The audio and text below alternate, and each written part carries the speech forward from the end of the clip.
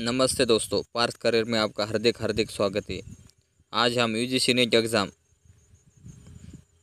दिसंबर 2011 को जो हमारा जियोग्राफी का पेपर हुआ था उसके बारे में आज उसके हम क्वेश्चन एंड आंसर के बारे में देखेंगे। तो आपसे गुजारिश है कि आप इस चैनल को सब्सक्राइब कीजिए, क्योंकि ये क्वेश्चन पेपर की सीरीज है कि जो हमारा 20 नवंबर से 5 दिसंबर तक इनके बीच जो हमारा जियोग्राफी का पेपर होगा तो उसमें इनके क्वेश्चन आने की संभावना है। तो आप ज़्यादा से ज़्यादा इस हमारे चैनल को सब्सक्राइब कीजिए और हम आगे दिसंबर 2011 को जो हमारे कौन कौन से क्वेश्चन आए थे तो उसके बारे में हम देखेंगे। तो हम प्रश्न पत्र 2011 का क्वेश्चन नंबर 1 देखेंगे, जिसमें एक है कि ढाल पतन मॉडल के प्रस्तावक थे, तो इसका सही आंसर होगा ये डब्ल्यू पेंग थे। क्वेश्चन नंबर 2, नाच का प्लेट स्थित है, तो इसका सही आंसर है ये दक्षिण अमेरिका के पश्चिम में यह नाच का प्लेट स्थित है। क्वेश्चन नंबर 3, दो सामान्य भ्रंशों के बीच उत्थित संकराखंड ब्लॉक कहलाता है, तो इसका सही आंसर है बी हॉस्ट यह कहलाता है। क्वेश्चन नंबर हम 4 देखेंगे, ये 4 सुमिलित कीजिए पर आधारित क्वेश्चन है। तो इसमें सूची 1 में स्थलाकृति और सूची 2 में उनके एजेंट दिए है। तो इससे हम मिलाप देखेंगे कि तीक्ष्ण कटक अरेत यह हिमानी से बनता है, पोलजे यह भौमजल से बनता है, यारदांग यह पवन से और गार्च बहता हुआ जल से।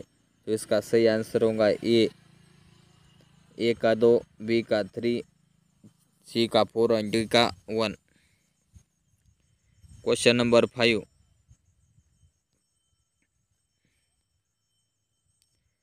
देखिए क्वेश्चन नंबर 5 यह अभिकथन और कारण पर आधारित क्वेश्चन है। तो हम पहले अभिकथन पढ़ेंगे कि अब अभिकथन ये गोलाब अपक्ष रासायनिक अपक्ष का परिणाम है, यह अभिकथन सही है। तो कारण देखेंगे कि गोलाब अपक्ष तब होता है जब जल शैलों के जोड़ों में प्रवेश करता है और शैल संयोजी पदार्थों को घोलता है।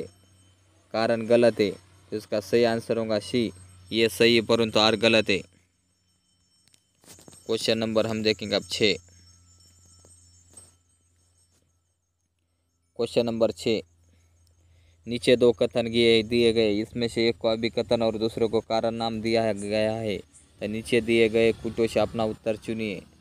इसमें हम देख सकते हैं कि अभिकथन है कि मध्य अटलांटिक कटक के सहारे स्थित द्वीप ज्वालामुखी क्रिया से अत्यधिक प्रभावित है, यह अभिकथन सही है। तो कारण देखेंगे कि अटलांटिक महासागर में समुद्र तल प्रसरण भूकंपों का मुख्य कारण है, ये भी सही है। तो इसका सही आंसर होगा ये तथा आर दोनों सही है और आर ए का सही स्पष्टीकरण है। क्वेश्चन नंबर देखेंगे 7, तापीय विषुवत रेखा की सामान्य स्थिति है, तो इसका सही आंसर है 5 अंश उत्तर पर बी। क्वेश्चन नंबर 8, निम्नलिखित में से कौन सा हिमयुग परिकल्पना से संबंधित नहीं है। तो इसमें हम देख सकते हैं कि तापीय संकुचन सिद्धांत हिमयुग परिकल्पना से संबंधित है, कार्बन डाइऑक्साइड परिकल्पना भी है, ओजोन क्षीणता परिकल्पना भी है, ज्वालामुखी धूल परिकल्पना नहीं है। तो इसका आंसर होगा डी, क्योंकि इन्होंने अपने संवर्धित नहीं बोला है। तो इसका सही आंसर क्या होगा डी, ज्वालामुखी धूल परिकल्पना यह नहीं है। तो क्वेश्चन नंबर 9 देखेंगे। क्वेश्चन नंबर 9 भी कथन और कारण पर आधारित क्वेश्चन है। तो पहले हम इसका अभिकथन पढ़ेंगे कि क्षोभ मंडल में ऊंचाई में वृद्धि के साथ वायु दाब घटता जाता है, यह अभिकथन सही है। कारण देखेंगे ऊपरी वायुमंडल में तापमान अपेक्षाकृत कम होता है, कारण भी सही है। तो इसका सही आंसर होगा ये तथा आर दोनों सही है और आर ए का सही स्पष्टीकरण है। क्वेश्चन नंबर देखेंगे 10, ये क्वेश्चन नंबर 10 भी अभिकथन और कारण पर आधारित क्वेश्चन है। तो पहले हम अभिकथन पढ़ेंगे कि भारतीय मानसून एल नीनो द्वारा प्रभावित होती है, ये सही है। कारण देखेंगे, एल नीनो के घटित होने पर पेरू के तट पर उच्च वायु दाब क्षेत्र निर्मित होते हैं, ये गलत है। तो इसका सही आंसर होगा सी, ये सही है परंतु आर गलत है।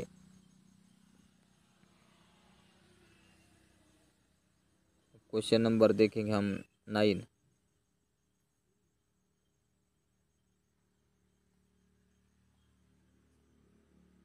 क्वेश्चन नंबर 10 तो हो गया अपने। क्वेश्चन नंबर देखेंगे 11।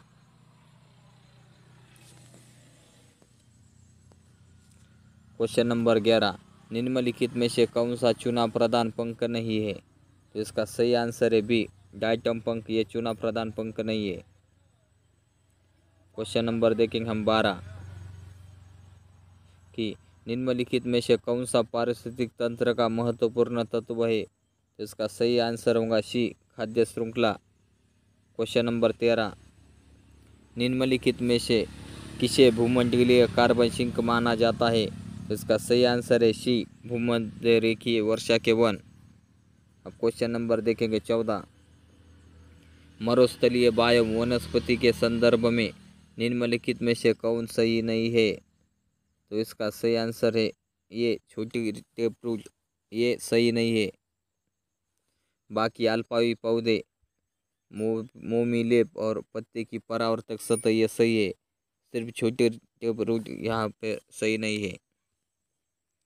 क्वेश्चन नंबर 15, ये सुमिलित कीजिए पर आधारित क्वेश्चन है। तो इसमें हम देख सकते हैं कि सूची 1 में भूगोलवेत्ता के नाम दिए हुए है और सूची 2 में सहभागिता कौन है वो दिया हुआ है। तो इसमें हम देख सकते हैं कि ये का रोजर मिन्शुल का है, books regional geography of and practice, Richard Hartshorne का नेचर ऑफ जियोग्राफी जो 1939 में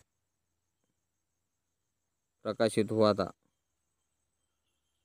पेट्री गेल्टिस का है सिटीजन इवोल्यूशन और नॉर्बर्ट विनर का है the human use of human being. इसका सही आंसर है ये। क्वेश्चन नंबर 16, विवचित आयसोडा पेन किसे इंगित करता है? इसका सही आंसर है ये, न्यूनतम परिवहन लागत बिंदु को। अब क्वेश्चन नंबर देखेंगे हम 17।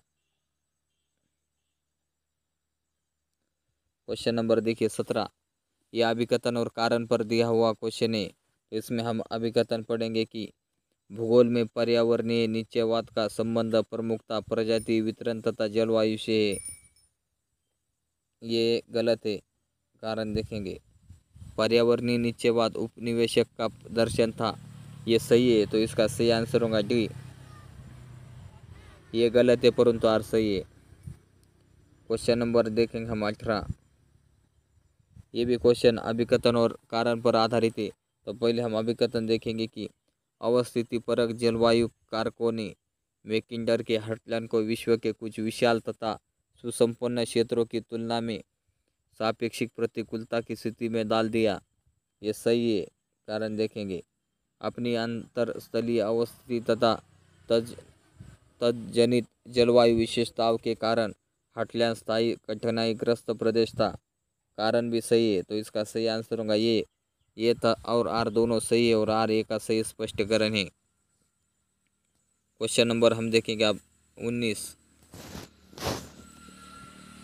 यह क्वेश्चन कथन और अभिकथन और कारण पर आधारित क्वेश्चन है। तो हम पहले अभिकथन पढ़ेंगे कि दो विश्व युद्ध के बीच उपनगरीय वृद्धि तथा विकेंद्रीकरण की प्रक्रिया की गति बढ़नी शुरू हो गई, यह अभिकथन सही है। कारण देखेंगे कि इसके पीछे काम करने वाली शक्तियाँ अति मंदी के कारण आंशिक रूप में आर्थिक मध्यवर्ग की संख्या में वृद्धि के कारण आंशिक रूप में आर्थिक मध्यवर्ग की संख्या में वृद्धि के कारण आंशिक रूप में सामाजिक तथा परिवहन प्रणाली में तीव्र विकास के कारण आंशिक रूप में प्रौद्योगिकी है।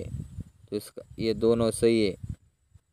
तो इसका सही आंसर होगा बी, ये और तथा आर दोनों सही है परंतु आर ए की सही व्याख्या नहीं करता है। क्वेश्चन नंबर देखेंगे 20, ये भी अभिकथन और कारण पर आधारित क्वेश्चन है।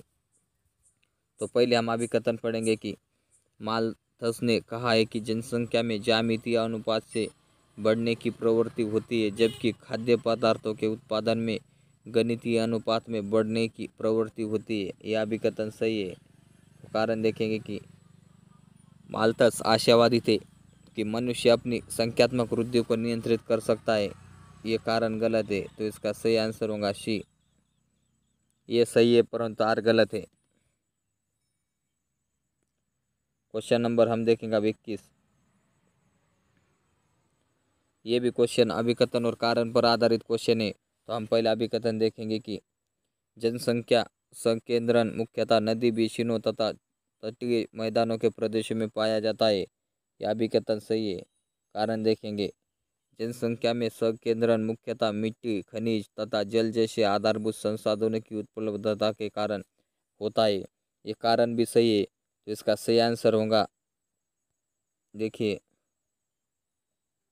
इसका सही आंसर होगा ये तथा आर दोनों सही है और आर एक की सही व्याख्या है। क्वेश्चन नंबर देखेंगे हम 22।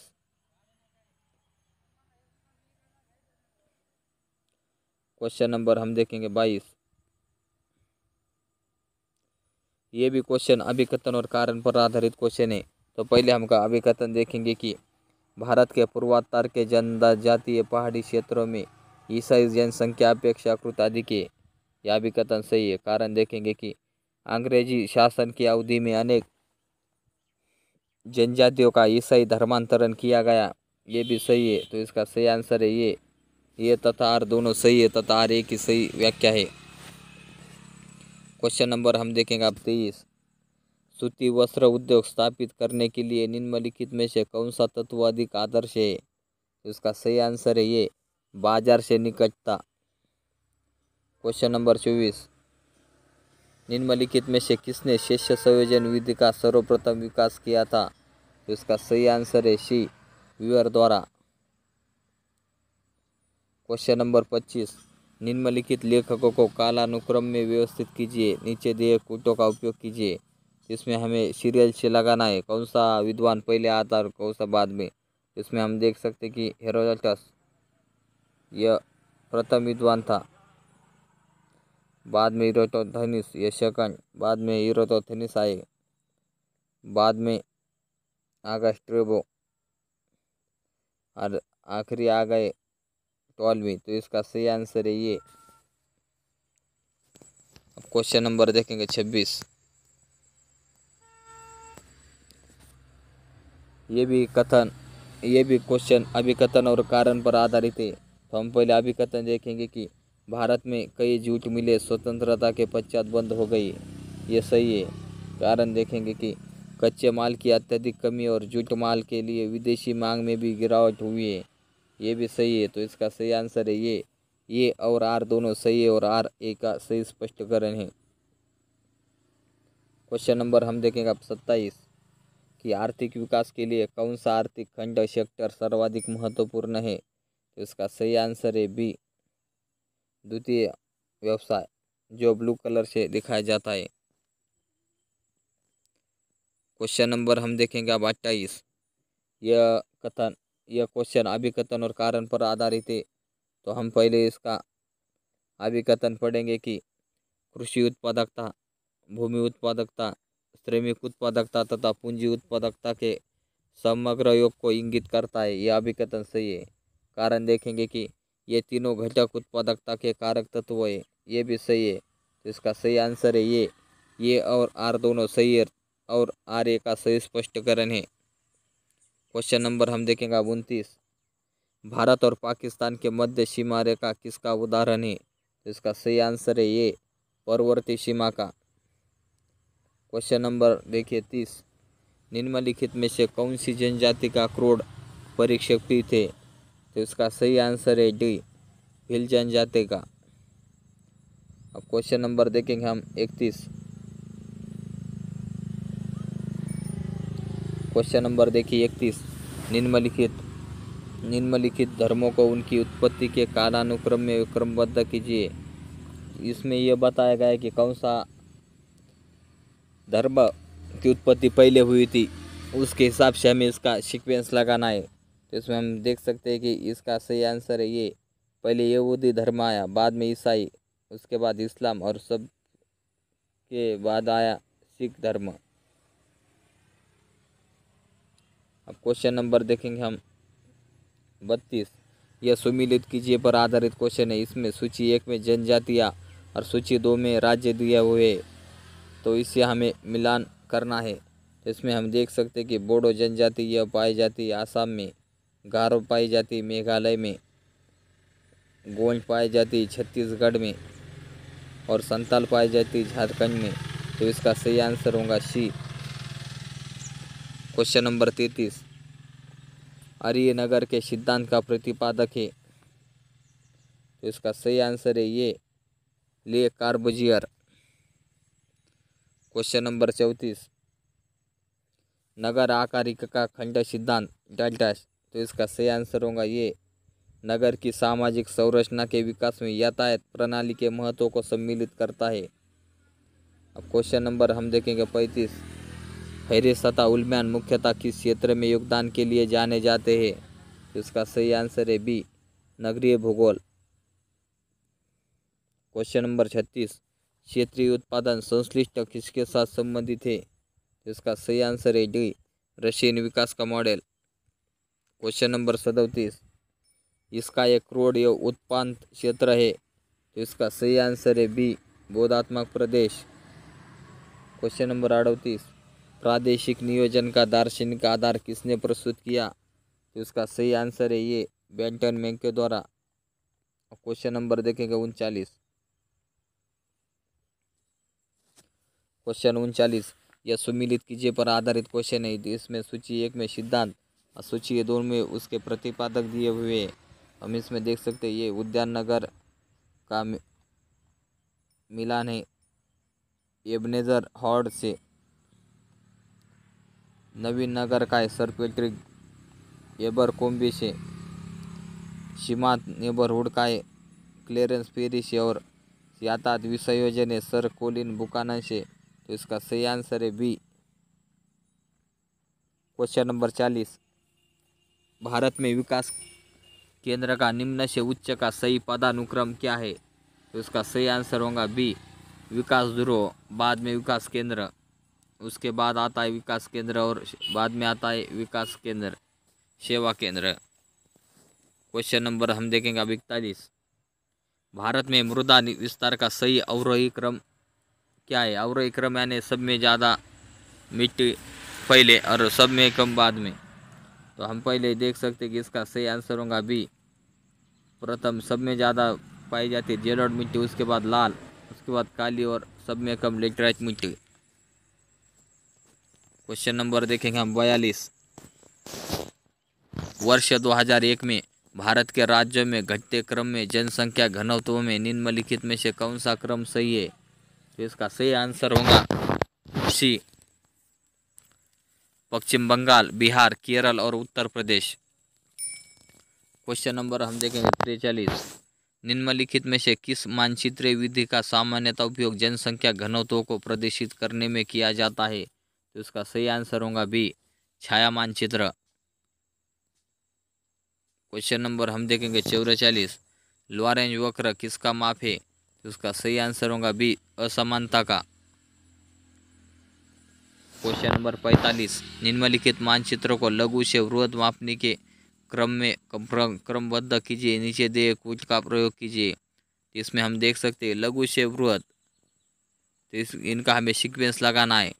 तो विश्व मानचित्र ये प्रथम आएगा क्योंकि सब में लघु क्षेत्र पर इसका नक्शा दिखाया जाता है।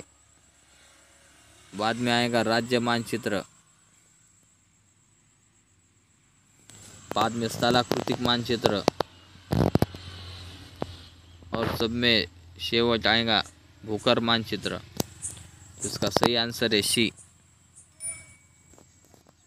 क्वेश्चन नंबर हम देखेंगे 46। यह क्वेश्चन सुमिलित कीजिए पर आधारित है। इसमें सूची 1 में उपग्रह और सूची 2 में छोड़ने वाले देशों के नाम दिए हुए, तो हमें यहाँ पे मिलान करना है। तो इसमें हम देख सकते हैं लैंडसैट है नासा से, स्पॉट है फ्रांस से IRS है, भारत से और ERA से यूरोप से। तो इसका सही आंसर होगा बी।